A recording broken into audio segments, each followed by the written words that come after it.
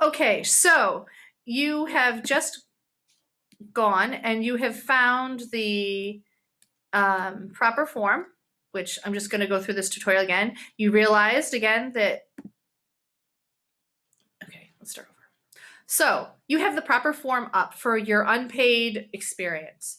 The rest is quite simple actually for this information. First, you click the box that says Supervise Agriculture Experience. That's step one. Then this next area is pretty simple.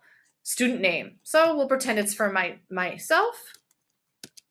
Date of birth. I'll pretend that I am a sophomore. Now, where it says career pathway, most likely it's animal science in this case because you're working for a horse farm. So we'll say animal science. And then your student pathway supervisor. That's the person that's overseeing your project. In some cases, it's the teacher.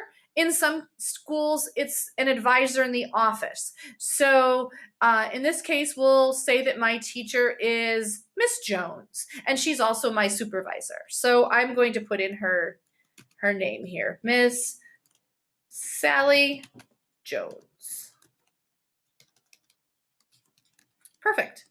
And then my school, I'll say it is Smith High School.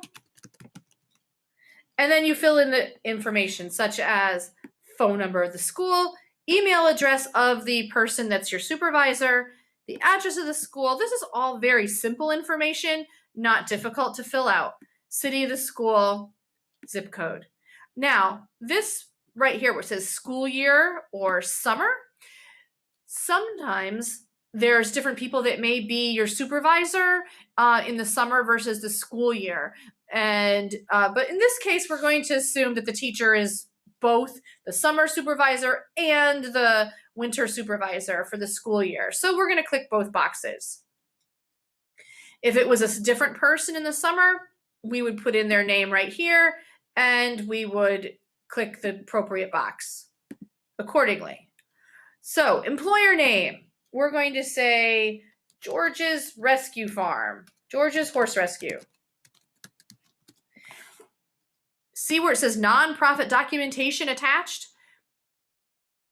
Unless you've worked there in the past and the Connecticut Department of Education has the paperwork already, you would click the first box. If you worked there, say, in your freshman year and this is your sophomore year and they have that paperwork, you would click the second box that it was already approved. Now we go on to worksite mentor name. This is the person that actually oversees you while you're training the horses, working on behavior issues, whatever it is that you're doing on the farm on a daily basis. Usually it's your boss, sometimes the owner. So you would put in that information there. Let's say that it is David Jones. And then you would put in his information, phone number and email, the address of where the employer location is. So we're going to say it's 1 Horse Barn Hill Road and Stores, Connecticut. And you put the zip code in. And then this start date right here, this start date is when the Department of Labor and the Department of Education have actually signed off on your form. You don't actually put anything in there. That's already pre-done. The end date, that depends on when you submit this form. If you submit this form May 1st or after, the end date is always the following September of the next year. So, for example, today is, say it's May 1st, 2015.